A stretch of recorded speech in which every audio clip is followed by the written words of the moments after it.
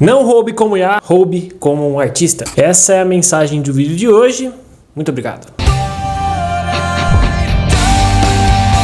Faz um tempo que eu quero falar sobre isso, na verdade, desde quando saiu toda aquela polêmica lá do Estúdio Ghibli, que o pessoal começou a usar a inteligência artificial e tal. Eu gravei um vídeo, né, tá até aqui assim, confesso que eu fiquei bem alterado e eu achei melhor não postar, né, então deixei arquivado aí. Mas esse assunto não saiu da minha cabeça, depois surgiu aí toda essa polêmica aí no YouTube sobre o caso do Brino, enfim. Eu assisti alguns vídeos sobre isso, assisti o vídeo do Gaveta, onde ele fala sobre isso, ele publicou acho que 2 vídeos sobre isso ou mais. Inclusive, recomendo que você assista sobre isso, é muito legal o vídeo dele, gosto muito do canal do Gaveta. Se você não percebeu, tem algumas referências aí do estilo do vídeo dele. Sim! Não! Olha sim! Eu gosto muito, gostaria de não imitar, mas absorver as coisas boas. E é um pouco sobre isso que eu quero falar nesse vídeo e relacionar esse tema com a ciência e a divulgação científica também. E para isso eu quero contar algumas coisas que eu aprendi, algumas coisas que eu fui entendendo ao longo do tempo nesse vídeo aqui. Então já vai se inscrevendo, curte esse vídeo, se inscreve no canal, ativa o sininho para você receber notificação quando sair vídeo novo aqui no canal, né? Já que quase 80% das visualizações que eu tenho no meu canal são de pessoas não inscritas, o que é uma pena, já que a gente tá chegando a quase 910 inscritos. Muito feliz, cara. A propósito, meu nome é Vinícius Aranda e eu sou engenheiro de materiais. Então, só para recapitular, né, teve toda aquela polêmica alguns meses atrás, algumas semanas atrás, sobre o uso da inteligência artificial para criar imagens com o estilo do traço do Estúdio Ghibli. O próprio autor, né, o pessoal ficou muito chateado com isso. Eu acho que é muito grave, né, você basicamente usar uma inteligência artificial, enfim, tem todo um problema aí de uso de autoral, de propriedade intelectual, isso tem muitas camadas que podem ser feridas, muitas camadas que podem ser discutidas, e a minha ideia não é falar exatamente sobre isso, mas esse é um ponto delicado, porque você está mexendo ali com o trabalho da vida de uma pessoa e usando isso quase que de uma forma indiscriminada, o que pode gerar muito problema judicial e também para as pessoas que são as criadoras e detentoras dessas criações, desses direitos. Mais recentemente teve o caso do Brino, que eu já falei do vídeo do Gaveta, vou deixar aqui na descrição para você acessar, mas o que aconteceu basicamente é que uma galera fez um vídeo que era amigo dele, ele foi fazer um vídeo parecido e usou o mesmo tipo de roupa no mesmo lugar, enfim, ficou igual, né, ou faz igual, mas sem fazer igual. Copia sem fazer igual e acabou ficando muito parecido. E tudo isso tem a ver também com o que a gente faz na pesquisa, certo? Porque no fim, ninguém reinventa a roda, embora a gente sempre possa melhorar essa roda. Uai, a roda começou com uma roda de pedra, por exemplo, depois virou uma de madeira, depois virou uma de um ferro fundido, aí agora a gente tem as ligas leves, agora tem pneu que nem tem ar mais. Olha que maravilha. No fim, todas essas rodas fazem a mesma coisa, né? Elas rodam. Não! Sim! Mas sempre tem uma coisa, né, diferente em relação a outra. Uma era uma pedra, que você tinha uma pedra, alguém foi lá, não, vamos cortar aqui, não sei o que, fazer esse negócio que gira. Aí alguém percebe, nossa, mas é muito pesado, né? E se a gente fizesse de madeira, algo mais leve? Aí alguém pensou, poxa, se a gente, em vez de fazer de madeira que pegar com água, tem fungo e em algum momento vai estragar, a gente fizer de ferro fundido. Aí alguém pensou, mas ainda assim é muito pesado se a gente fizesse com uma liga leve. Percebe que sempre tem alguma coisa nova entrando nisso? Sempre tem um desenvolvimento a mais. Alguém traz algo de fora, pega isso que já existe e desenvolve algo novo. Isso tem tudo a ver também com a engenharia de materiais, porque a gente tem um produto ou um processo e a gente, como engenheiro de materiais, pode pegar isso e desenvolver algo novo,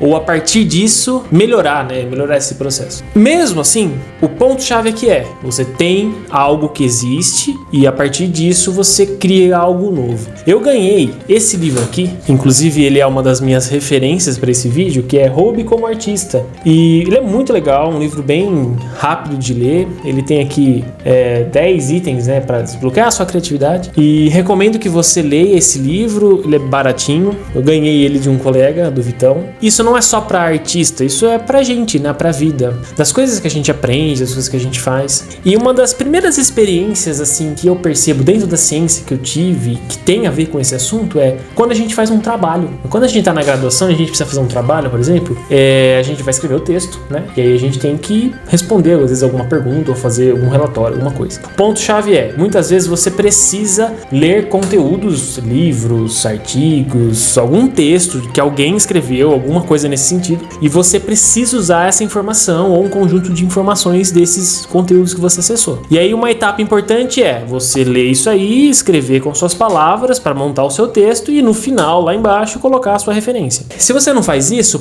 possivelmente você vai levar um zerão aí, né? E porque o professor vai entender que você não fez a sua parte. E isso porque você não sabe tudo. E por isso que a gente está fazendo as disciplinas de uma universidade, por exemplo, e você tem que ler os livros. Alguém já foi, alguém já estudou, alguém já interpretou outros livros, criou e colocou alguma coisa lá e você vai ler esse conteúdo. E quando você faz isso, você tem que fazer a referência e no seu texto você tem que deixar muito claro qual é o texto ou conjunto de textos que você usou para construir aquela frase. Ou seja, você não pode ir lá dar um Ctrl+C, Ctrl+V e falar, não, isso aqui, não. Você tem que ler o livro, ler o conteúdo, interpretar aquilo e por você mesmo escrever, né, o seu texto e criar o seu texto. Ou seja, você não pode simplesmente usar o que está já escrito para resolver o seu trabalho. E isso é uma das coisas que a gente aprende durante a graduação, durante os projetos de iniciação científica ou projetos de pesquisa, porque é uma etapa importante, né, de você, primeiro, entender o que já foi feito e, num segundo momento, poder usar essa informação a seu favor. Tanto para você fazer uma revisão, que é, por exemplo, o caso de um trabalho, ou você propor algo novo. Em todos os casos, você não pode ter lá o fonte, vozes da minha cabeça. Não faz sentido. Isso se encaixa mais para uma hipótese, ou seja, você teve uma ideia e a partir dessa ideia você, né, desenvolve alguma coisa. Mas mesmo assim, mesmo tendo ali, né, uma ideia vindo do zero, ou sei lá, quem foi a primeira pessoa a perceber que dava para fazer uma roda com uma pedra, sabe?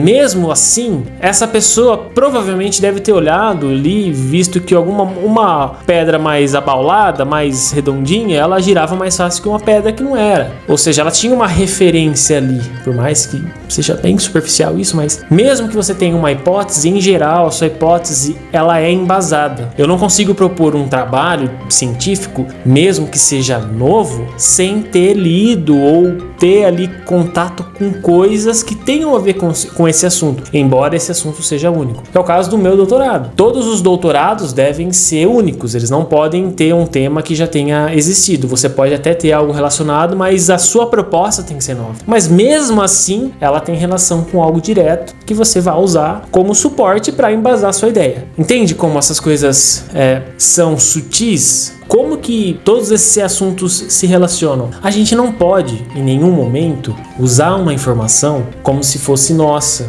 Se a gente leu em algum lugar, se a gente teve algum contato. Não faz sentido. Isso é violação de propriedade intelectual. Isso tá errado. E isso me preocupa bastante, né? Principalmente na internet, já que aqui no YouTube ou em outras redes, como todo mundo tem acesso, todo mundo tem um celular que grava um vídeo legal, é muito fácil você acabar copiando alguém, ou mesmo que não seja a sua intenção, você pode acabar copiando, ou ter uma única referência, né? Vou fazer um desenho aqui que tem 5 bonecos, cada um de uma cor.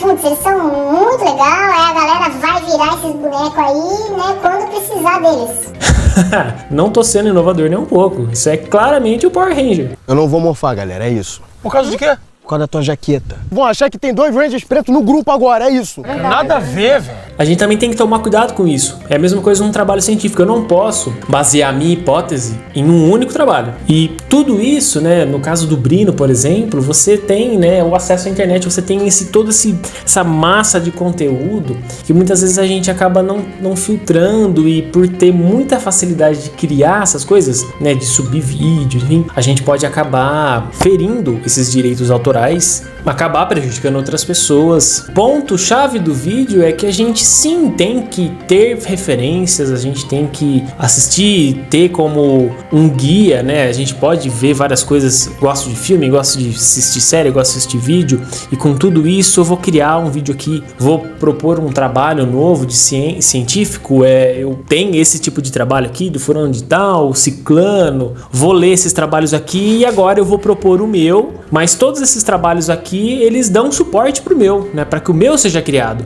Isso, cara, isso é fantástico. Isso tem tudo a ver com o que esse livro tá falando. Da gente roubar como um artista, aproveitar esse conteúdo para desenvolver coisas novas, para trazer o que a gente tem de bom e que é a nossa assinatura, mas usando, né, dessas outras contribuições que nos auxiliam a melhorar tudo isso. Então, assim, a gente tem que tomar muito cuidado com como a gente consome esses conteúdos, como a gente usa esses conteúdos, e parte de consumir os conteúdos está em você conseguir também perceber como eles são feitos, né? Você tem que consumir com cuidado, você precisa ler, por exemplo, um artigo científico e não sair, você não pode acreditar em tudo, você tem que ser crítico com aquilo que você está lendo. Vou ler, será que realmente isso que essa pessoa está falando faz sentido? Pode até fazer, mas será que não pode ser feito diferente? Você tem que ter, né? Você precisa ter essa parte crítica na hora de consumir o conteúdo. Mas principalmente quando você vai usar, você vai fazer algo seu,